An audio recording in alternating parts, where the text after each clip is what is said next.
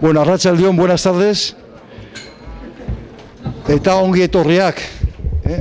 Dakizuenez, gaur eta bihar tartean ospatuko dugu bigarren topaketak, aurrekoak iazko maiatzan egin genuen, eta hango konpromisoa zen aurten ere berriro egitea. Lehenengo hitzak dira zaudeten guztientzat, eta batez ere gaur arratsaldean mahai honetan ditugun bi magistratuak eta bihar ere etorriko direnak. Segiran Alaitzek komentatuko dizue aurtengo topaketa hauen edukinaz. Nik bakarrik adieraztea guretzat fakultate moduan eta Euskal Herriko Unibertsitaterako benetan ohorea eta da batera dugun gure misioia eta baloren artean betetzeko. Hau da, gizarteari zerbitzu ematea eta kasu honetan ikerkuntza arloan eta bereziki praktikan hain errealitatetik hurbil zaudeten adituekin. Decía que bienvenidas y bienvenidos a este segundo encuentro, que es continuación del que en mayo del año pasado celebramos también en este centro, donde asumimos el compromiso de celebrar estas segundas jornadas, y deciros que a continuación Alaitz os va a presentar más en concreto el contenido de hoy y de mañana, pero para nosotros como facultad y como universidad, pues realmente por una parte es un honor, pero por otra parte también es un cometido que asumimos como propio, el de compartir la experiencia que desde la cercanía con el día a día tenéis personas expertas en el mundo del asesoramiento social y laboral, y el poder entre todas y todos, tanto académicos como profesionales, compartir una reflexión con el objetivo claro de mejorar nuestra actuación y nuestro servicio. Voy a ser brevísimo y solamente quiero también, de parte del vicerrector de campus, Carmelo Garitano-Onedia, que tenía previsto participar en esta presentación, pues saludaros. Por una reunión de equipo rectoral ha sido imposible acudir, pero decir que el propio campus colabora directamente, entre otras cosas, en el ámbito de la financiación de este encuentro. Y para terminar, yo creo que es fundamental, todas y todos los que estáis aquí os podéis hacer una idea, y más de una y uno seguramente tenéis responsabilidades de gestión, que cualquier evento de estos exige el trabajo de muchísimas personas y de bastante tiempo. Entonces, a Alaitz y a todos de la Fundación 1 de Mayo, agradecerles realmente todo el trabajo que vienen haciendo desde su consultoría y que han permitido, como ella nos va a explicar ahora, el contacto y el que esto se pueda llevar a término, y a nivel de la facultad también todas las personas que tanto desde el ámbito del profesorado como las personas que van a moderar las 3 mesas, como desde el ámbito del personal de administración y servicio, y no solamente en la facultad, sino en la propia universidad, porque tenemos aquí, cara a la grabación del vídeo, que también contamos con personas de administración y servicios de nuestra universidad. Entonces, decir que esto obviamente es fruto del trabajo de muchos, y a todas y a todos vosotros, mila esker. Bueno, arratsaldeon guztiei, placer bat da jardunaldi hauek zuekin konpartitzea. Hitz egin eta eztabaidatuko dugu langileei buruz, eskubideei buruz langileen defentsan, atzo, gaur eta etorkizunean gure eskubideak ezin direlako zapalduak. Ongi etorri eta mila esker etortzeagatik. Compañeras, compañeros, aquí estamos para dar comienzo a estas jornadas interesantísimas con invitados e invitadas de lujo para hablar, exponer y debatir todo lo relativo a los derechos de información, consulta y libertad sindical. Los derechos de información, consulta y libertad sindical regulados en la normativa legal, Estatuto de los Trabajadores y convenios colectivos. Artículo 7 de la Constitución. Dice textualmente: los sindicatos y asociaciones empresariales contribuyen a la defensa y promoción de los intereses económico-sociales que les son propios. Su creación y el ejercicio de su actividad son libres y democráticos dentro del respeto a la ley. Todo esto es la teoría, y la obligación de informar se predica siempre desde el empresario o empresaria. La transmisión de datos sobre las cuestiones determinadas y que puedan proceder a su examen. Ambas partes actuarán con espíritu de cooperación en cumplimiento de sus derechos y obligaciones recíprocas.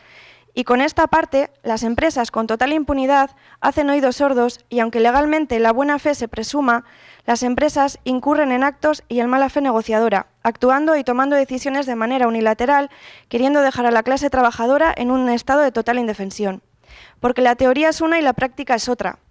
Los derechos de información, consulta y control sindical son derechos de configuración legal, pero consideramos que deberían de ser derechos fundamentales, derechos inherentes al ser humano que pertenecen a toda persona en razón de su dignidad, imprescindible para el desarrollo y la libertad de las personas. Derecho a la libertad de información en el trabajo, información como herramienta para poder defendernos, que es necesaria para el mantenimiento de nuestras condiciones laborales y mantenimiento de nuestros puestos de trabajo, que influyen en la sostenibilidad de nuestra vida, porque sin trabajo no hay condiciones de vida dignas, riesgo de exclusión social, etc. Y los derechos y obligaciones que sean para todas y todos, no siempre las obligaciones para la clase trabajadora y los derechos para los empresarios y empresarias. Damos comienzo a las jornadas, no sin antes agradecer a la universidad, sobre todo a la Facultad de Relaciones Laborales y Trabajo Social, a todos los compañeros y compañeras que hacen posible poder llevar adelante este proyecto, infraestructura, a los ponentes, a trabajadores, trabajadoras, estudiantes que habéis acudido aquí y el apoyo que se da a la organización del encuentro. Mila esker guztioi bihotxez eta, bueno, zuena da hitza. Adelante.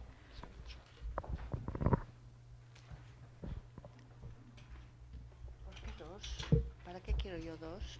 Ángel. No sé para qué quiero yo.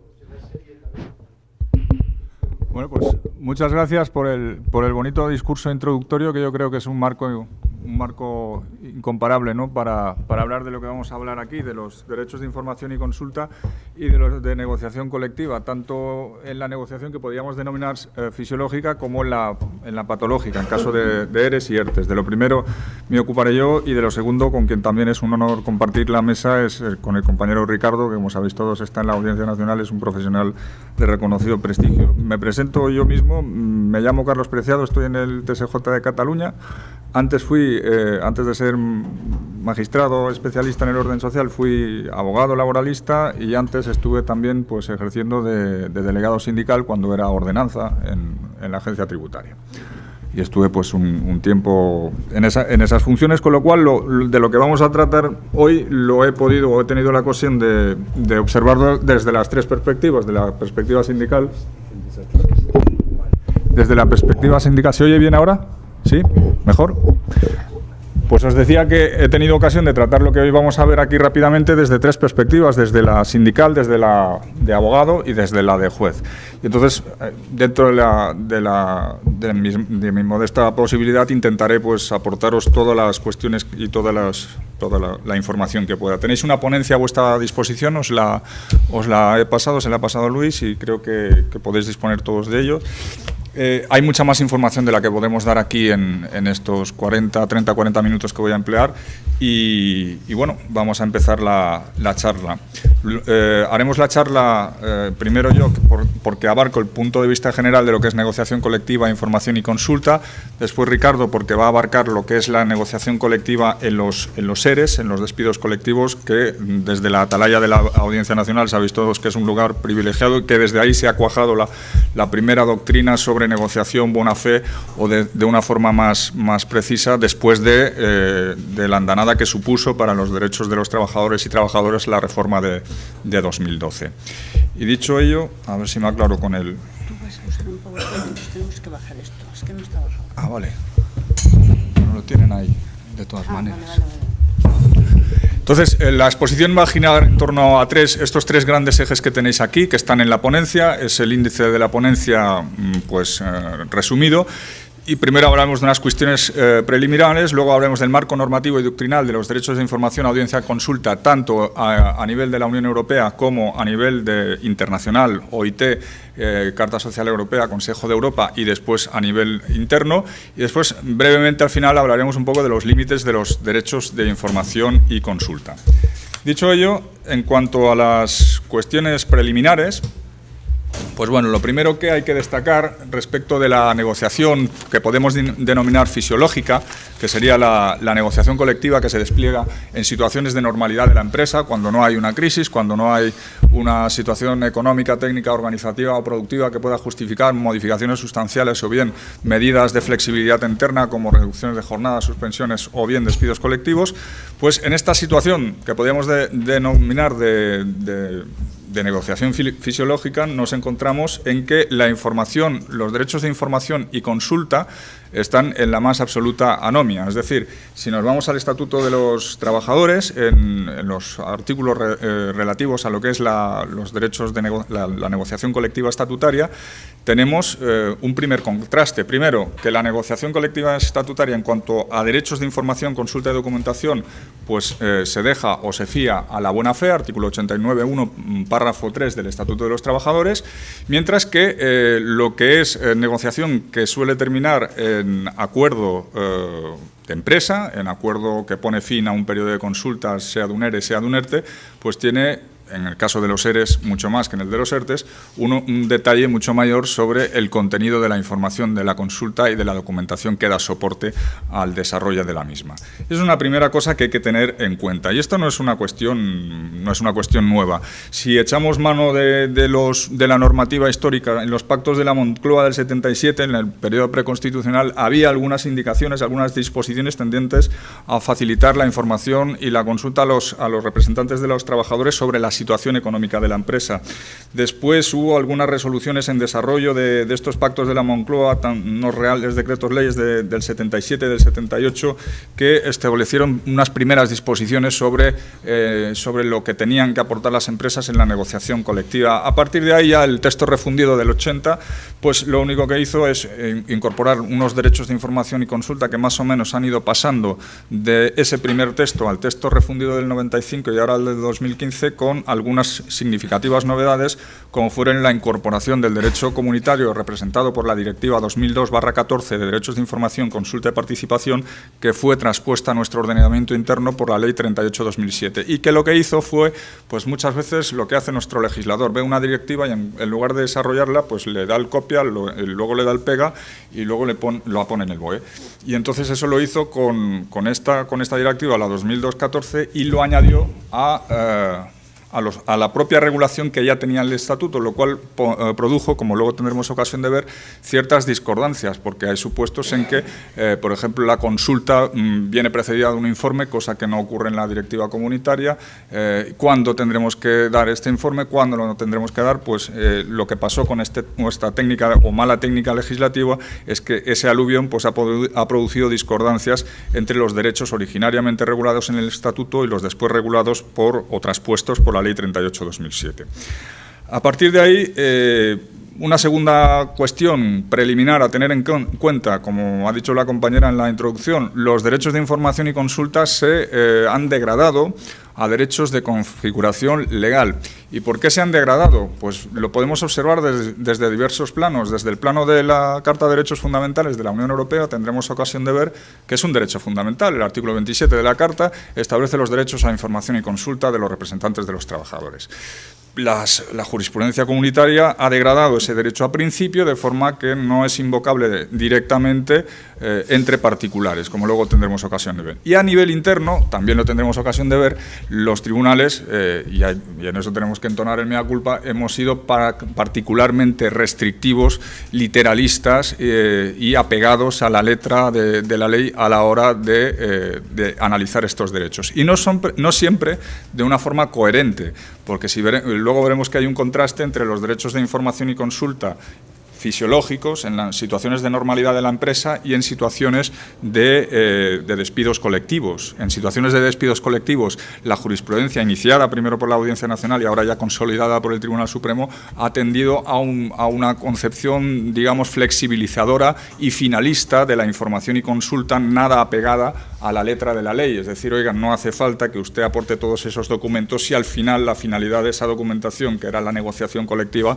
ha llegado a buen puerto, ya ha habido un acuerdo. Por lo tanto, esa tendencia espiritualista o finalista de la documentación y la información en la negociación en situaciones de crisis contrasta con la tendencia absolutamente rigorista, literalista de la información en situaciones normales de la empresa. Eso nos lleva a la tercera cuestión, la necesidad de revisar el encuadre doctrinal de los derechos de negociación colectiva y sobre todo, información y consulta. ¿Por qué? Porque ahora mismo la negociación colectiva se encuadra en el artículo 38 de la Constitución, en el artículo 37, y el Tribunal Supremo ha dicho claramente que la negociación colectiva no es en sí misma un derecho fundamental. Yo discrepo con estas tesis que acuden a la definición de derecho fundamental por el lugar donde se sitúa en la Constitución. Un derecho fundamental lo es no por donde se sitúe en la Constitución, sino porque tiene un contenido formal, como dijera Ferrajoli, de contenido mínimo, intangible, inasequible para el legislador. Eso desde el punto de vista formal. Desde el punto de vista material, todo derecho fundamental es aquel que atiende a las necesidades básicas de la dignidad de la persona y, en un Estado social, obviamente la negociación colectiva como fundamento de la paz social no puede sino considerarse un derecho fundamental. De hecho, esta negociación colectiva y los derechos de información y consulta que van anejos a la misma han sido considerados como parte de la actividad sindical en el caso de los sindicatos. Sin embargo, la existencia de una representación binaria en las empresas, representaciones unitarias y sindicales, han hecho que tengan distinta naturaleza estos mismos derechos con idéntico contenido de información y consulta cuando la titularidad corresponde a los representantes de los trabajadores, en cuyo caso el engarce constitucional no es el artículo 28, sino el 129.3 de la Constitución, el derecho a la participación en la empresa, que es otra cosa diferente. Y esta serie de discordancias son lo que va a producir luego problemas en la interpretación, como podemos ver. Por tanto, necesidad de revisar el encuadre doctrinal. La negociación colectiva y la libertad sindical tienen como fundamento la negociación colectiva no puede existir sin una información previa, sin una información, como luego veremos la OIT así lo dice, una información conocedora de la situación de la empresa y de la evolución del empleo en la misma y, por tanto, la información se tiene que ver como un requisito imprescindible para la negociación. Una negociación no informada no es una negociación libre y, desde un punto de vista de un Estado social, en plano de igualdad de la parte débil, que es la representación de los trabajadores o el sindicato, respecto de la parte fuerte, que será normalmente la patronal. Es lo que la OIT en su recomendación 163 denomina negociación con conocimiento de causa. Y, por tanto, la negociación con conocimiento de causas va a ser aquella negociación que sea informada. El artículo 5.2d del convenio 154 de la OIT obliga a los Estados a adoptar medidas adecuadas que tengan por objeto que la negociación colectiva no resulte obstaculizada por la inexistencia de reglas que rijan su desarrollo. Hemos partido de una primera conclusión, de una cuestión preliminar primera, que era que la negociación colectiva fisiológica carece de toda norma relativa a la información que tienen que tener, bien sean los sindicatos, bien sean los representantes unitarios, en la negociación de convenios colectivos estatutarios. Contraste enorme con lo que regula el reglamento. Fijaros, un reglamento, en 1483-12, regula reglamentaria y detalladamente la negociación, la información y los documentos concretos que se han de tener en los despidos colectivos y en las suspensiones y reducciones. Por tanto, contraste de la anomia de la negociación fisiológica con la regulación detallada, reglamentista, incluso a veces con tintes de exhaustividad que presenta lo que podríamos llamar la negociación en supuestos de crisis.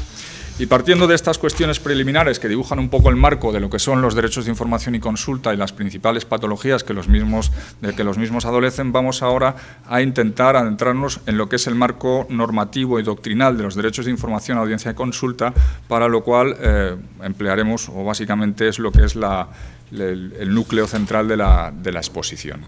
En primer lugar, el marco de la Unión Europea. En la Unión Europea, en primer lugar, si vamos al derecho originario, la información y consulta de los trabajadores es una competencia compartida entre lo que es la Unión Europea, que sabéis que se rige por el principio de atribución, no tiene otras competencias que las que los Estados le atribuyan expresamente. Lo que no está atribuido pues no es competencia de la Unión Europea. Artículo 5 del Tratado de 4 y 5 del Tratado de Funcionamiento de la Unión Europea. Europea. Pues bien, en este marco se trata de una competencia compartida y, por tanto, en desarrollo de esta competencia compartida, el 153.1c del Tratado de Funcionamiento establece que la UE apoyará lo que es la acción de los Estados miembros en materia de información y consulta. Por otro lado, siguiendo en el derecho originario, el artículo 27 de la Carta de Derechos Fundamentales establece que debe garantizarse a los trabajadores o a sus representantes en los niveles adecuados la información y consulta con suficiente antelación, en los casos y condiciones previstos por el derecho de la Unión y en las legislaciones y prácticas de los Estados miembros. En derecho derivado, os voy a hacer un mapa normativo porque no tenemos tiempo de comentarlo todo. La directiva fundamental es la 2002/14, que establece lo que es el marco general de referencia relativo a la información y consulta de los trabajadores en la empresa. Y después tenéis una multitud de directivas específicas que contienen también derechos de información y consulta y que se citan también por la directiva marco que acabamos de comentar, que son, por ejemplo, en prevención de riesgos laborales, la directiva 89/391, en materia de reestructuración empresarial, que es lo que va a comentar fundamentalmente Ricardo, pues la directiva 98/59, transmisiones de empresas, la directiva 2001/23, todo esto tiene es el marco comunitario específico en reestructuración empresarial de información y consulta traspuesto a nuestro ordenamiento interno ya.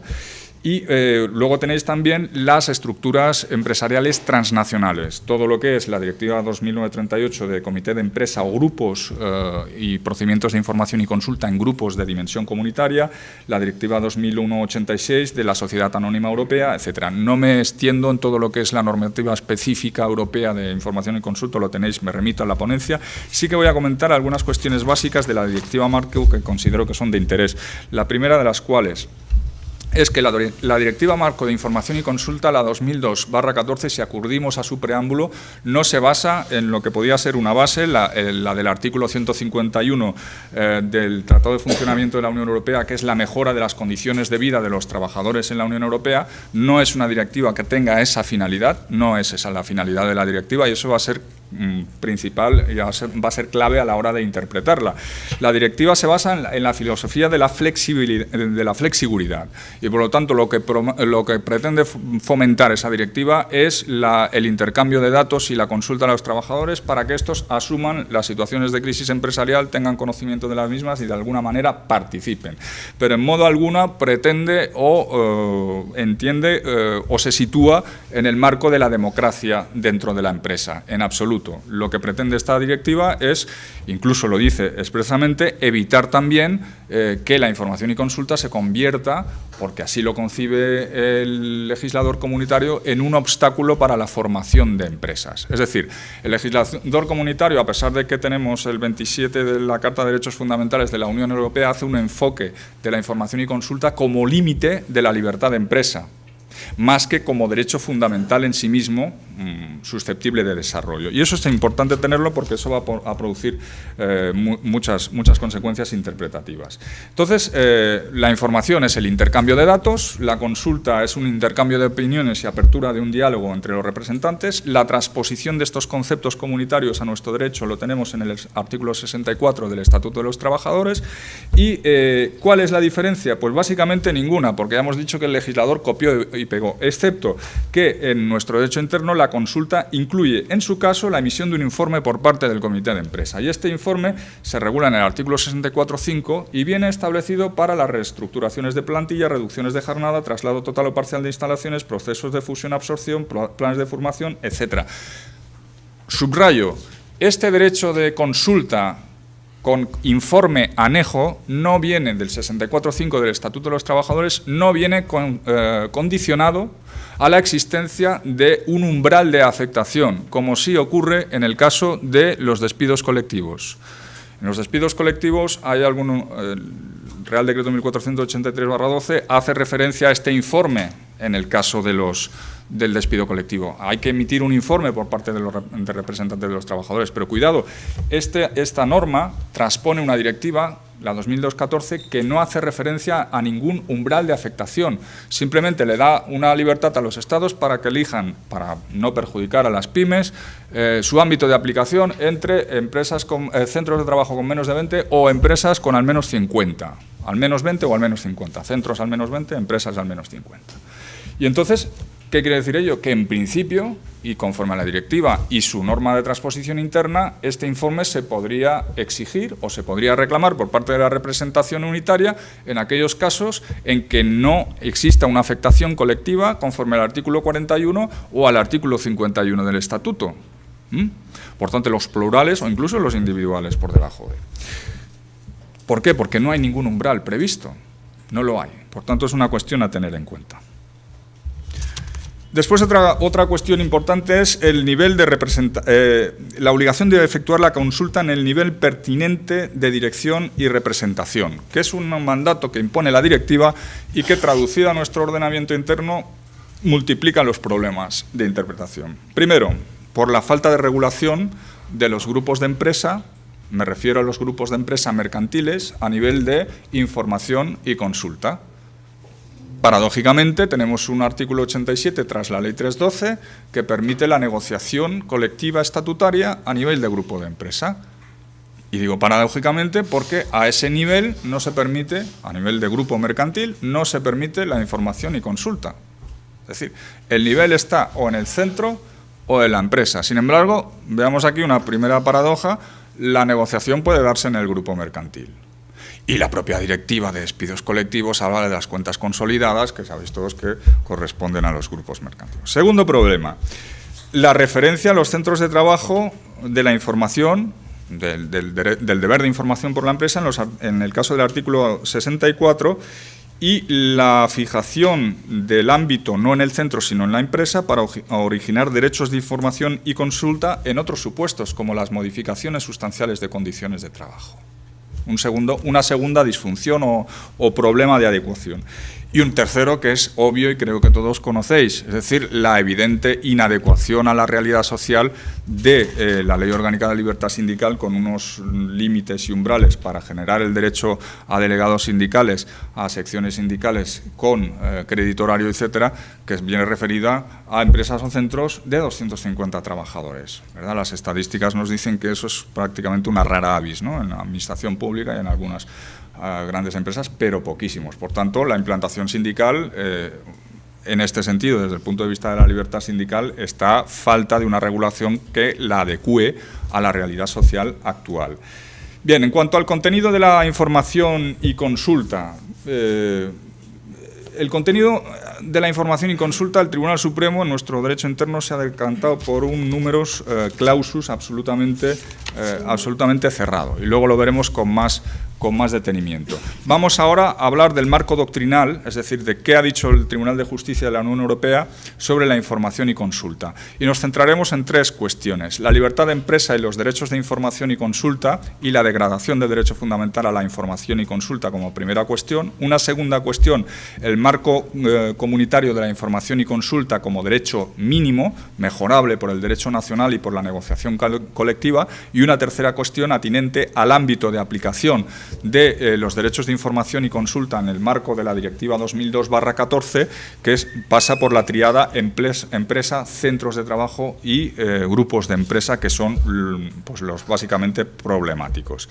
Bien, pues vamos con esto que acabamos de relatar. Y en cuanto a la libertad de empresa y los derechos de información, empezando por el derecho originario, el artículo 27 de la Carta de Derechos Fundamentales de la Unión Europea. Ya hemos dicho que se trata de un derecho fundamental. Sin embargo, si observamos dónde está situado este derecho fundamental, vemos que se enmarca en el título cuarto de la Carta y, por tanto, el valor al que se refiere es el valor de solidaridad, ¿vale? No se refiere al valor de ciudadanía, al valor de democracia.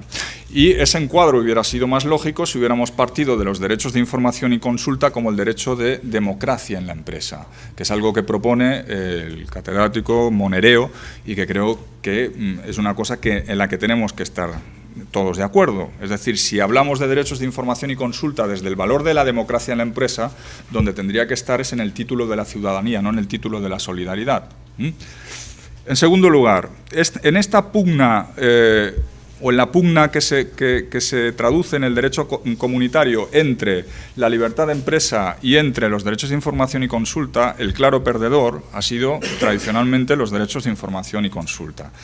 Primero, porque ya desde la propia directiva se percibe no como un derecho fundamental, sino como un obstáculo a la creación y desarrollo de pymes.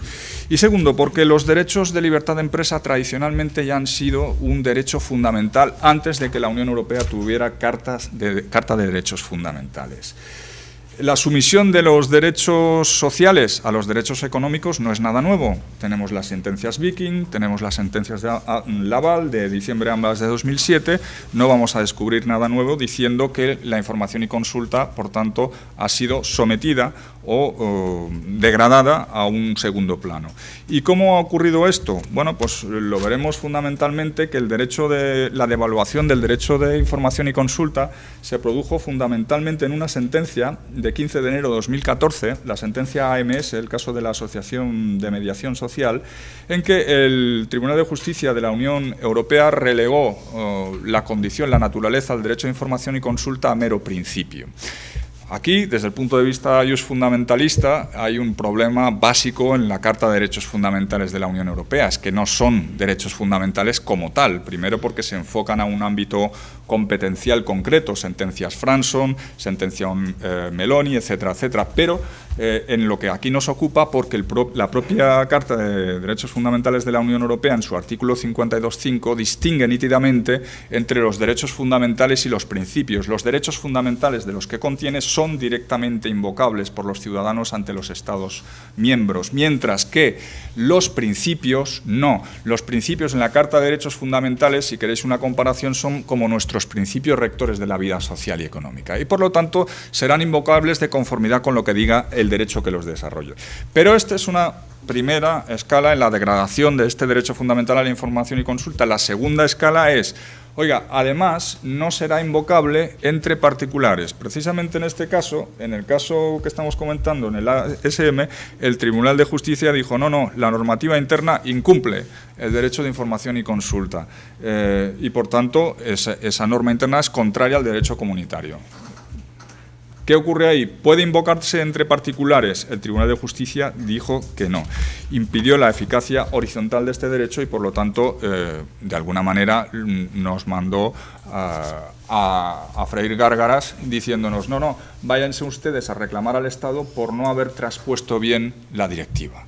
Hombre, pero si este derecho precisamente juega entre particulares, excepto en la caso en que el empresario sea la administración pública y esté infringiendo el derecho o esté cumpliendo con una normativa interna de incorrecta transposición. Bien, apuntado lo que es este conflicto entre el derecho de información y consulta y la libertad de empresa en el marco de la Unión Europea, con un claro perdedor, como hemos visto, vamos a ver ahora el marco de la información y consulta como derecho mínimo.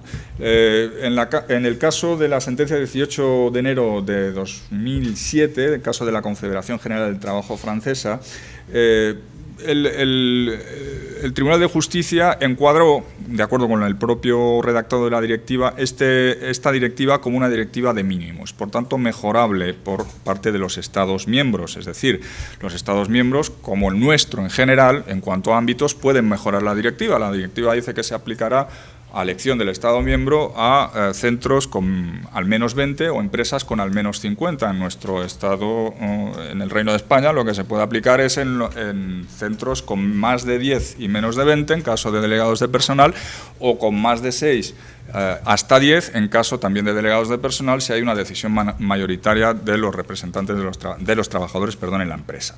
Por tanto, a grandes rasgos podemos decir, oiga, nuestro derecho interno mejora, ¿no? Porque no lo excluye en los centros de menos de 20, que podría. Pero esta condición de derecho mínimo no ha conllevado una interpretación generosa de la directiva pro operario. ¿Por qué? Porque en algunos casos, y eso también hay que decirlo, quizá un poco paralelamente a la directiva 98/59 de despido colectivo, el Tribunal de Justicia de la Unión Europea ha dicho, oiga, sí, ustedes pueden mejorar, pero en aquellos casos en que la elección del ámbito suponga que, por ejemplo, hay un despido en una empresa de 4.500 trabajadores y despiden a estos 4.500 trabajadores, todos ellos empleados en centros de menos de 20, la normativa interna que diga que no tienen derecho a información y consulta es perfectamente adecuada a derecho comunitario. Habría una interpretación alternativa que podría decir, oiga, es que han despedido a 4.500, supera con mucho los 50. Eso pasó en Reino Unido en las tiendas Bon Marché. Entonces, oiga, vamos a computar en el ámbito de empresa. El Tribunal de Justicia ha dicho que, aunque es consciente de que eso es una interpretación más favorable a los trabajadores, el Estado que cumpla con esos derechos de información y consulta en centros de trabajo con más de 20, pues está cumpliendo y, por lo tanto, que en este caso no está vulnerando la directiva. Vamos ahora al ámbito de aplicación, lo que es la empresa, centro de trabajo, grupos de empresa. Aquí también hemos dicho antes que se han dado muchos problemas en el ámbito de la directiva y insisto, considerando número 18 la directiva, la finalidad de esta directiva, una de las finalidades es evitar dificultades administrativas, financieras o jurídicas que perjudiquen o obstaculicen la creación y desarrollo de pymes. O sea, ese es el enfoque y eso es lo que va a condicionar la interpretación de la directiva por el TJUE. La importancia del ámbito, pues es evidente. Empecemos, por ejemplo, por el tema del centro de trabajo. En el tema del centro de trabajo hay 3 sentencias fundamentales en el ámbito comunitario, que son el caso de 30 de abril de 2014, caso de la Unión Sindical de Distribuidores y Trabajadores Asociados, USDAU y Wilson se llama. Luego tenéis otro segundo caso, que sería el caso Atinaki, y luego tenéis el caso más reciente, que es Raval Cañas. Raval Cañas se produce en el contexto de despidos colectivos, pero el Tribunal de Justicia de la Unión Europea, en el tercero de estos casos, que es también importante, el caso Little de 13 de mayo de 2015, dice que el concepto de centro de trabajo de la Directiva de Despidos Colectivos es equiparable al concepto de centro de trabajo de la Directiva 2002/14 de Información y Consulta. Y esto es importante porque toda la doctrina del TJUE en materia de despidos colectivos, en materia de centros de trabajo y su definición es extrapolable a la más escasa doctrina del TJUE en materia de información y consulta en el marco de la Directiva 2002/14. Por tanto, eso hay que tenerlo en cuenta. ¿Qué pasa en estos 3 casos? Primero, en el caso USDAU. En el caso USDAU, aquí el Tribunal de Empleo de Liverpool lo que dijo es que se negó a pagar la indemnización a aproximadamente 4.500 trabajadores que habían sido despedidos porque todos ellos habían trabajado en centros de trabajo con menos de 20 y la normativa del Reino Unido decía, oigan, en estos centros de menos de 20 no hay derecho de representación y consulta y eso cumple con la directiva. Aquí el TJUE deja claro que la interpretación sería mejor si interpretáramos en lugar de centro empresa, pero que como la directiva tiene la finalidad que tiene, pues ahí se queda la cosa y por lo tanto dijo que la normativa interna no era contraria al derecho de la Unión Europea. ¿Eso qué favorece? El pitufeo de empresas. Es decir, el tejido y la estructura empresarial no es algo inocuo o totalmente ajeno a esta normativa que estamos comentando, como luego veremos. Segundo, el caso Raval Cañas. Aquí pasa un poco lo contrario. Aquí había 2 centros de trabajo, uno en Barcelona y uno en Madrid, y lo que el Tribunal de Justicia viene a decir, a grandes rasgos y muy resumidamente, es que cuando el cómputo,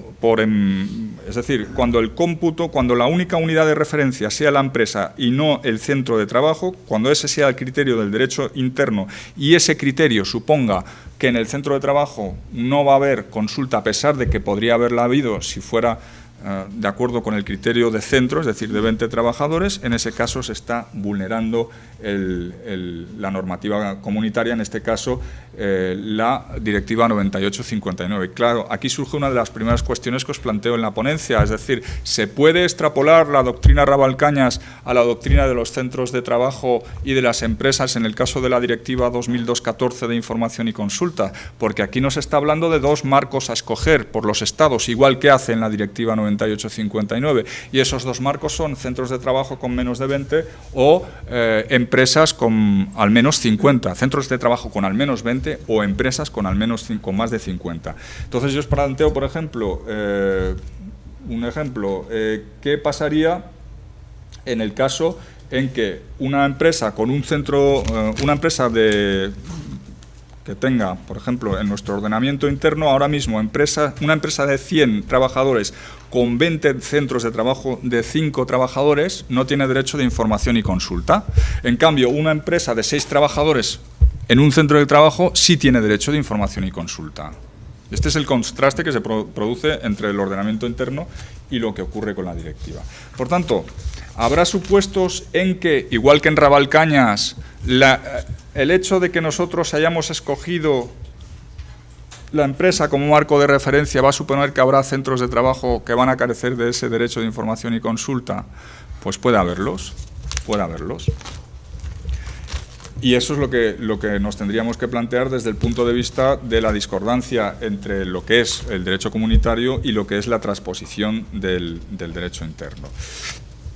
Bien, en cuanto a los grupos de empresas están fantásticamente bien regulados en el derecho comunitario en lo que es la Directiva 2009/38 de Derechos de Información y Consulta a nivel comunitario. Ha sido traspuesto por la Ley 10/97 y los grupos de empresa de dimensión comunitaria tienen derecho de información y consulta conforme a esa Ley 10/97. Pero un grupo de empresas español con la misma dimensión que un grupo de empresas comunitario, por ejemplo, con más de 1000 trabajadores y más de 2 centros con 150 dentro de España, en principio, como tal grupo mercantil, no tendría un derecho de información y consulta salvo que se pactase por convenio colectivo. Por tanto, esto también nos lleva a otra discordancia. Oiga, desde el principio liberal de la libertad de establecimiento del 43 del Tratado de Funcionamiento de la Unión Europea, ¿no está promoviendo usted, legislador comunitario, la existencia de grupos estatales en detrimento de los grupos comunitarios? Un derecho como el español lo que promociona es que el grupo se constituya en el Estado, porque ahí no va a tener información y consulta. Si ese grupo trasciende de las fronteras, sí que va a tenerlo. Por lo tanto, incluso desde el principio liberal de la libertad de establecimiento, nuestra legislación española, al hacer absoluta dejación de la regulación de los derechos de información y consulta en los grupos mercantiles, está provocando un desincentivo en la creación de grupos de empresa de dimensión comunitaria. Y eso también es una cuestión que pues quiero poner sobre la mesa porque hay que tener en cuenta. Pasamos al ámbito internacional. En 12 minutos acabo. Tenéis aquí pues todo lo que es el aparato de la OIT, el convenio número 135, la recomendación 143, el convenio 154, la recomendación 163 de la OIT, que es la más precisa en lo que estamos hablando aquí, que habla de la negociación con conocimiento de causa, y finalmente, en el marco del Consejo de Europa, tenéis el artículo 2 de información y consulta y de la Carta Social Europea. En el ámbito del Convenio Europeo de Derechos Humanos, el Tribunal Europeo de Derechos Humanos se sacó el tema de la información y consulta rápidamente de encima. Sabéis que a partir del artículo 11, derecho de asociación, sí ha entrado sobre derecho fundamental a la libertad sindical, pero solo en determinados aspectos. Uno de los cuales ha dejado fuera es precisamente el que hoy nos ocupa aquí, el derecho de información y consulta, que por tanto no va a poder llegar por la vía del Convenio Europeo de Derechos Humanos de 1950 hasta el Tribunal Europeo, porque ya ha dicho que eso no es cuestión suya desde el mismo momento en que la Carta Social Europea lo regula, y se ocupa de decir que no es un derecho, sino que también es un principio, algo que tienen que regular los Estados y en lo que no se mete. El ámbito interno, aquí tenéis lo que hay, la Constitución 9.2, 129.3, por un lado, y respecto de los comités de empresa y delegados de personal, y 28.1 y 37, por otro lado, respecto de las secciones sindicales y delegados sindicales. En la legislación ordinaria, aquí la tenéis, y en la autonomía colectiva, decir que lo que podía hacerse, por ejemplo, pues no se ha hecho. Si tomamos el tercer acuerdo de negociación colectiva 2015-2017, las regulaciones que se contienen son ciertamente,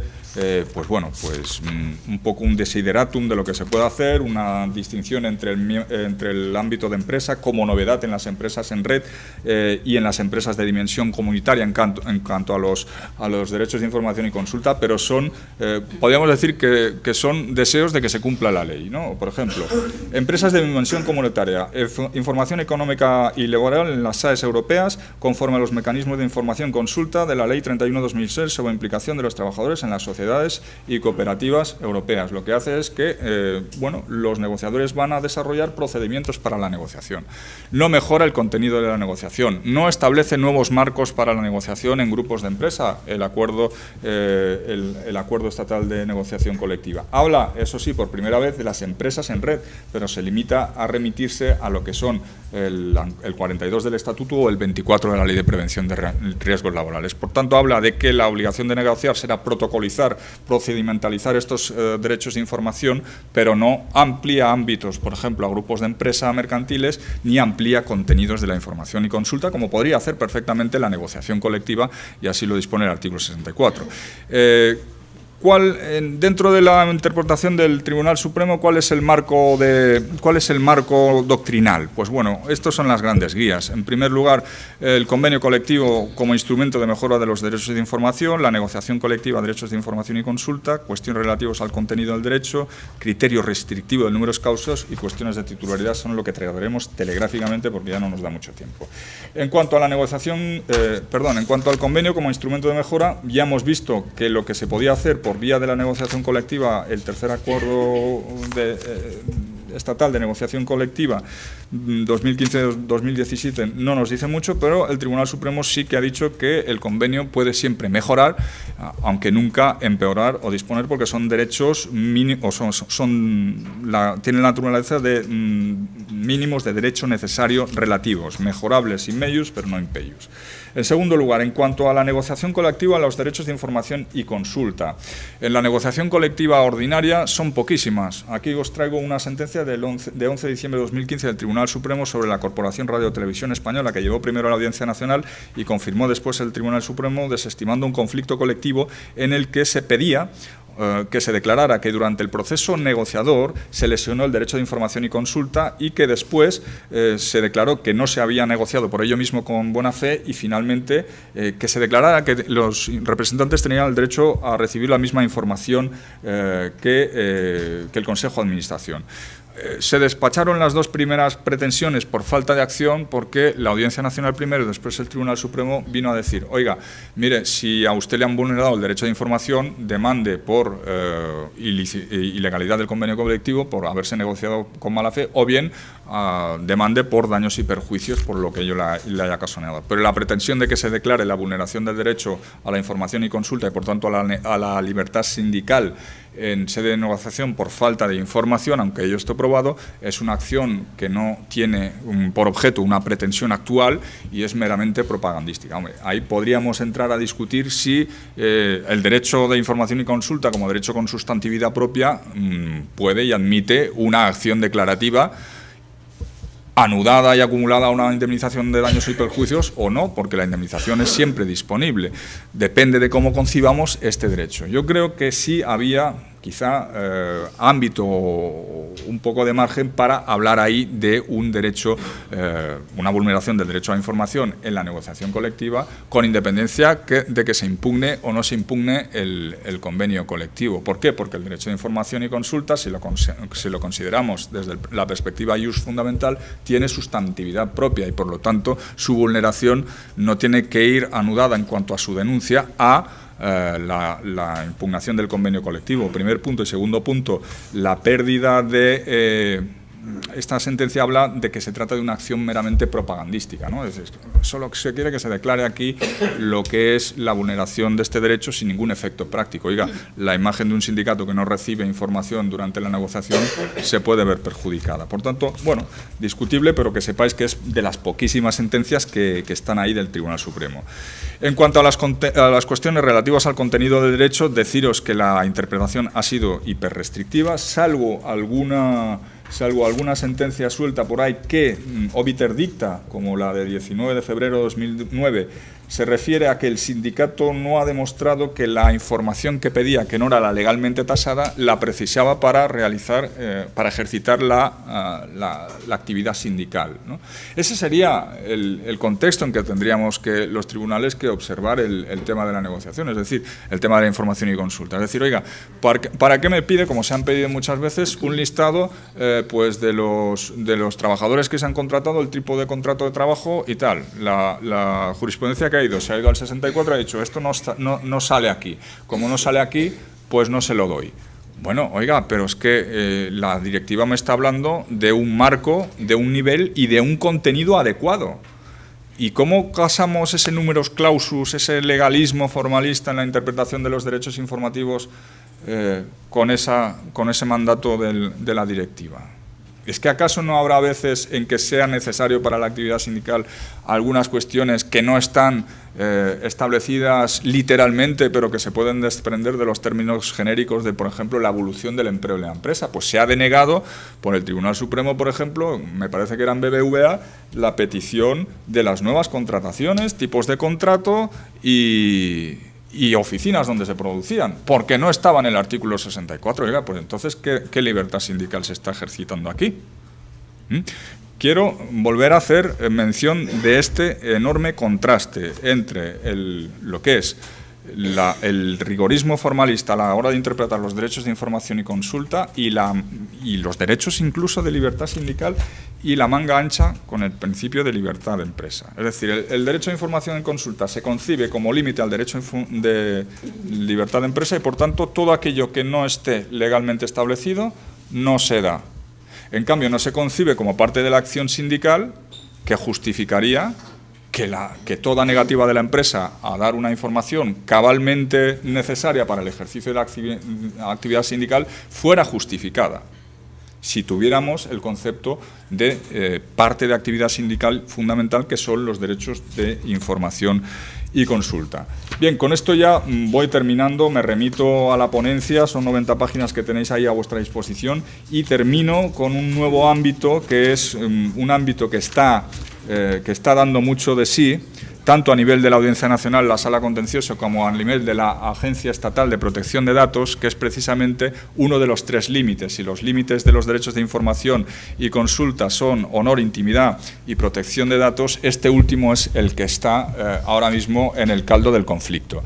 ¿Por qué? Porque tanto entre sindicatos como, sobre todo por las empresas, el derecho a protección de datos, que no olvidemos es un derecho fundamental del 8 de la Carta de Derechos Fundamentales de la Unión Europea y del 18.4 de la Constitución, pues se ha erigido en un límite a este otro derecho fundamental que sería el derecho de información y consulta. Y desde ahí se han producido multitud de problemas. Por ejemplo, se ha negado o se ha planteado si la publicación de una sentencia con nombres y apellidos en un tablón de anuncios vulnera el derecho a la protección de datos de la persona que figura ahí. Y la Agencia de Protección de Datos primero y después la Audiencia Nacional han dicho que sí. Por tanto, el derecho a la protección de datos ahora mismo está siendo otro campo de batalla que tenéis que tener muy en cuenta.